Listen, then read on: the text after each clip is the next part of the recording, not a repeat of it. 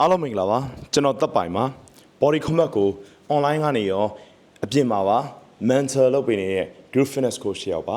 body combat 1 and 2 track number 2 movement name lunges lunge forward facing esquiver lunge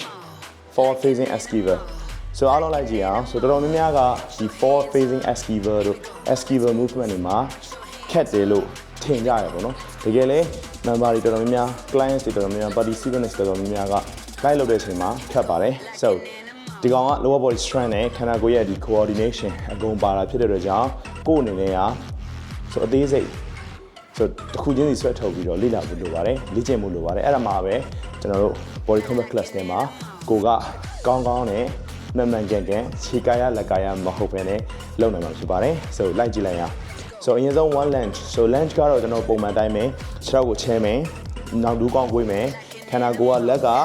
ဒီလိုကထားမယ်မျက်နှာကိုတစ်ဖက်ကလက်တစ်ဖက်ကအောက်ကိုဆောက်ထားမယ်တရောင်ကဒူးကောင်းနောက်ဒူးကောင်းကိုနောက်ထိအောက်ထိကိုွေးမယ်ကိုွေးပြီးဆိုတော့ ਨੇ ရှေ့ကို forward facing so အရှေ့ကိုပခုံးကအရှေ့တရရထားမယ်ဒီခြေထောက်ကတစ်ဖက်ကဆန်ထားမယ်တစ်ဖက်ကကိုွေးပြီးတော့ဆင်းမယ် okay ရှေ့တရချထားမယ်ပြီးရင်နောက်ပြန်လာမယ် okay so ဒီရှေ့ခြေထောက်နဲ့နောက်ကချက်တက်တဲ့ခြေထောက်နဲ့က parallel ဖြစ်အပြိုင်ဖြစ်နေရမယ်ပြီးရင်ဘေးကိုစောင်းမယ်ပြီးရင်ပြန်နောက်ကိုသွားမယ် okay เนาะဆိုတော့ဒီကဘေးကိုစောင်းတဲ့အချိန်မှာဒီကဒူးကောင်းကခြေထောက်တက်လိုက်တဲ့ခြေထောက်ကအရှေ့ကို step လုပ်တဲ့ခြေထောက်ကအောက်ကိုကွေးမယ်ပြီးရင်ပြန်သွားမယ်